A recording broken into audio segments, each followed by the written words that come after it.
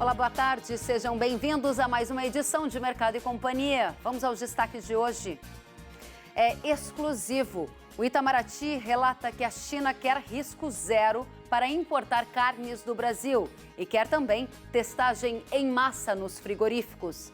Você vai ver que começa hoje a 9ª temporada do projeto Soja Brasil, a maior expedição por lavouras de soja do mundo. E em reunião, bancos pedem que o governo busque desmatamento zero no setor de carnes. Primeira nuvem de gafanhotos se aproxima do Brasil e está a 98 quilômetros de Barra do Quaraí, no Rio Grande do Sul. O governo ainda descarta a entrada dos insetos no país. Você vai ver tudo isso e mais nesta edição que já está no ar.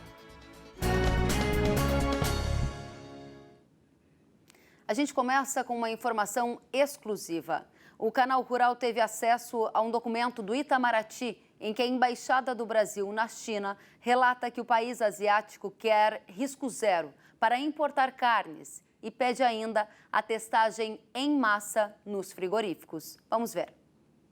Em documento da Divisão de Promoção do Agronegócio, pertencente ao Ministério das Relações Exteriores, o Itamaraty, a Embaixada do Brasil em Pequim informa que, em videoconferência realizada no último sábado, dia 18 de julho, o diretor do Biro de Segurança dos Alimentos Importados e Exportados da Administração Geral de Aduanas da China comunicou, entre outros temas, que sobre os critérios seguidos para a suspensão de estabelecimentos, a autoridade chinesa reconheceu que as diretrizes da FAO, a Organização das Nações Unidas para a Agricultura e Alimentação, e da OMS, a Organização Mundial de Saúde, consideram que o risco de transmissão em alimentos congelados ou embalagens é muito baixo, mas afirmou que há estudos que apontam para conclusões distintas. Enfatizou que, neste momento, precisa assegurar risco zero de transmissão. Por isso, solicitou que o lado brasileiro adote medidas que convençam a GACC de que não haverá risco de contaminação dos alimentos brasileiros. De acordo com o diretor-geral, os chineses não aceitarão a continuidade de exportações de plantas que mantenham em atividade funcionários com suspeita de contaminação. Com vistas a preservar a confiança mútua, sugeriu que o MAPA, o Ministério da Agricultura, aplique as suspensões nos frigoríficos em que haja suspeita de contaminação de funcionários, o que, na sua opinião, tornaria o processo de retomada das exportações mais simples. A carta segue informando que as autoridades brasileiras solicitam ser informadas sobre os critérios para aplicação e retirada da suspensão. A Embaixada Brasileira lembra que o secretário de Defesa Agropecuária do MAPA encaminhou carta com proposta de medidas a serem adotadas, mas ainda não obteve resposta. Na videoconferência, o lado brasileiro indagou se os mesmos critérios aplicados ao Brasil estão sendo exigidos de outros países, a exemplo dos Estados Unidos, que tiveram até o momento apenas uma planta suspensa, apesar de registrar número maior de casos e de estabelecimentos habilitados. O documento segue dizendo que as autoridades sanitárias chinesas estão sob grande pressão para assegurar risco zero de novas contaminações por meio de alimentos importados. É nesse contexto que se insere a expectativa da GACC de que o lado brasileiro adote medidas extraordinárias de combate à Covid-19. O MAPA já apresentou, em versão traduzida para o chinês, 2 documentos com descrição das iniciativas que vêm sendo adotadas pelo lado brasileiro. A Portaria Conjunta número 19, do dia 18 de junho, que estabelece as medidas a serem observadas visando a prevenção, controle e mitigação dos riscos de transmissão da Covid-19 na indústria de abate e processamento de carnes e derivados destinados ao consumo humano e laticínios. E também a carta do secretário de Defesa Agropecuária do MAPA, com descrição das medidas adotadas em frigoríficos exportadores para a China. A carta é encerrada com a mensagem de que a GACC mencionou como positivas as seguintes medidas que poderiam ser incluídas em protocolo a ser adotado para estabelecimentos que identificarem casos de Covid-19 entre funcionários. A primeira, submeter à quarentena o funcionário com suspeita de contaminação e todos aqueles que, com ele, tiverem mantido contato direto. A segunda é a realização de testes em todos os funcionários do estabelecimento, possivelmente de forma periódica, para assegurar a não ocorrência de novas contaminações. A terceira é a suspensão temporária das atividades para desinfecção do estabelecimento. E a quarta, a realização de teste de ácido nucleico para detecção do vírus em amostras dos produtos a serem exportados para a China. A gente vai receber a Paola Cuenca ao vivo, repórter que fala ao vivo de Brasília e que detalhou este documento para a gente e também conversou com fontes do governo e do setor de proteína animal. Qual é a visão destes entrevistados sobre este documento que o Canal Rural teve acesso com exclusividade, Paola?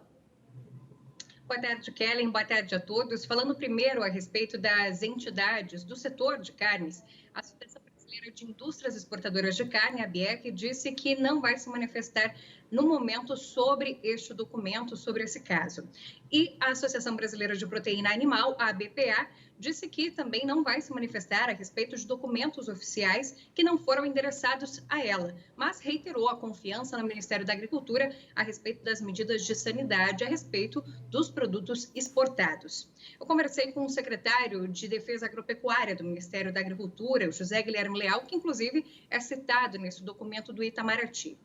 Eu perguntei a respeito dessas 4 medidas que foram sugeridas pela autoridade chinesa a respeito de ações que podem ser colocadas dentro do protocolo do Ministério da Agricultura para os frigoríficos. Ele disse que não vai comentar as medidas que ainda estão sendo negociadas. A situação com a China é muito delicada, ele não vai emitir ainda pareceres, o Ministério da Agricultura não vai emitir pareceres sobre situações que ainda estão sendo negociadas. Mas eu até acho importante a gente lembrar aqui que quando esse primeiro documento, a Portaria Conjunta número 19, ela foi inclusive editada, a própria ministra da Agricultura, Tereza Cristina, disse que esse documento era importante para evitar medidas como a testagem em massa, que não tinha a comprovação da eficácia dessa medida, da testagem em massa de todos os funcionários para o controle do novo coronavírus nos frigoríficos, nas plantas. Então, já havia uma posição do Ministério da Agricultura sobre não apoiar essa questão da testagem em massa.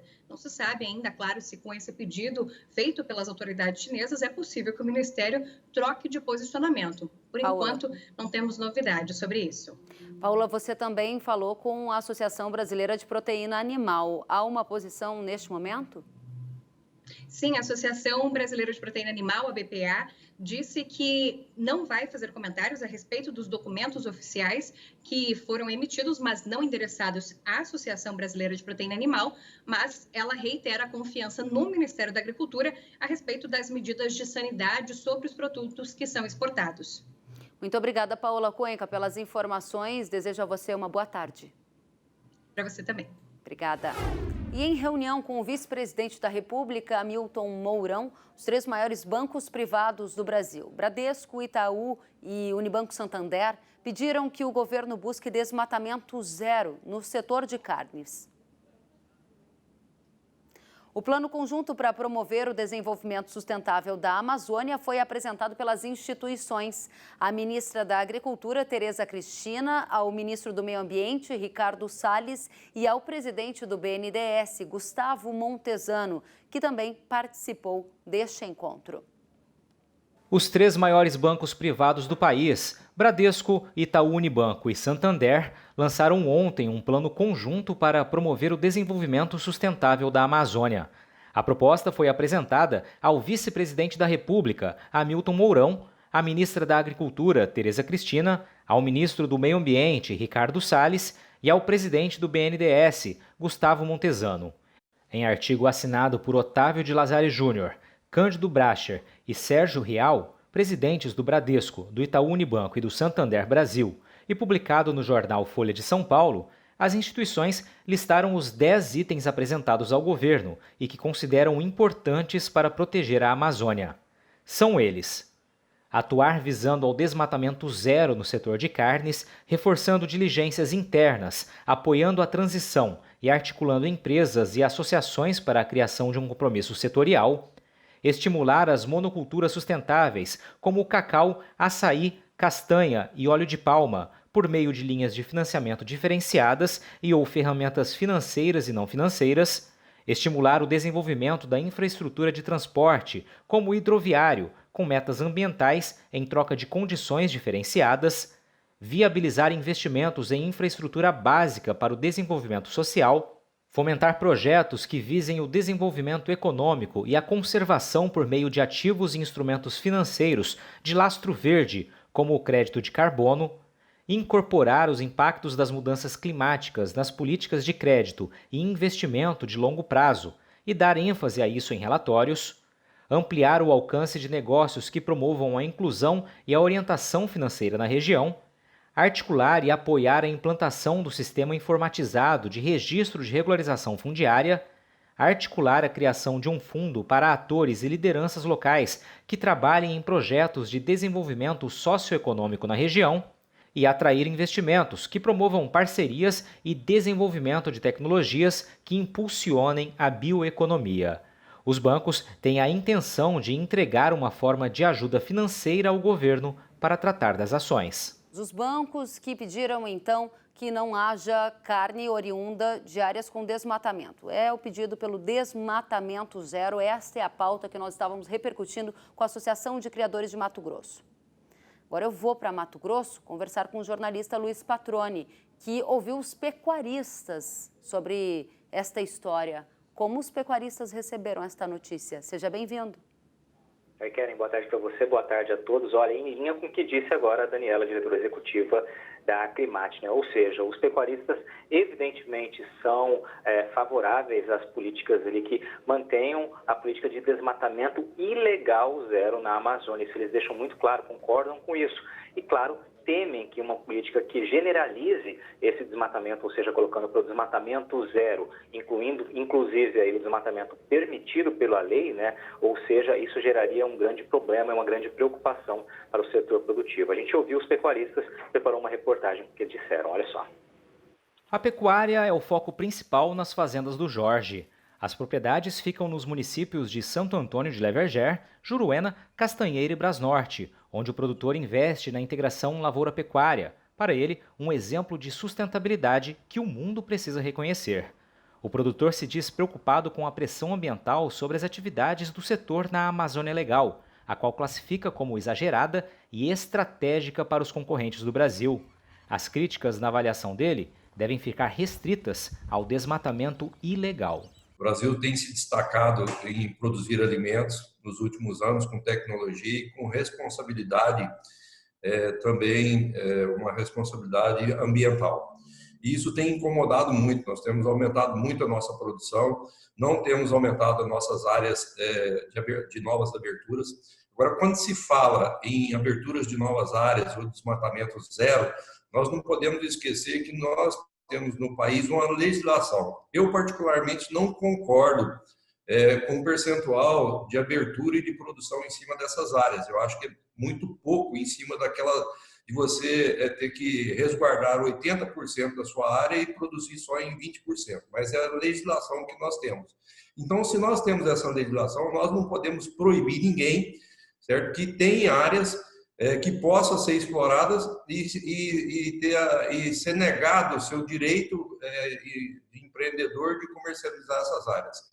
É muito equivalente a você limitar aos grandes bancos ou às instituições financeiras ou outras atividades, limitar o que ela pode, certo, ampliar suas atividades.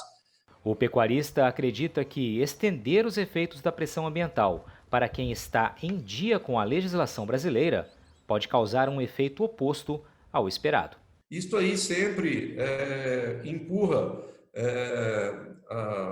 tanto o produtor quanto o empreendedor para a ilegalidade, né? Você começa a forçar a pessoa a andar na ilegalidade, porque se você tem uma área que você pode explorar, certo? Porque existe um percentual ainda a ser explorado dentro da legislação, por que você vai mudar essa legislação? Quando ele comprou uma área onde ele tem ali uma reserva legal. Isso é uma coisa que está dentro de uma escritura, que é a coisa mais sagrada que tem. Você pode explorar 20% no caso da Amazônia dessas áreas. Por que você vai mudar a legislação no decorrer do seu negócio? Então, você empurra o produtor para a ilegalidade ou você vai pressionar a economia para atender interesses escusos. Com propriedade em Juara, no norte de Mato Grosso, o pecuarista Luiz Fernando Conte também vê com receio a pressão generalizada quanto ao desmatamento na Amazônia Legal.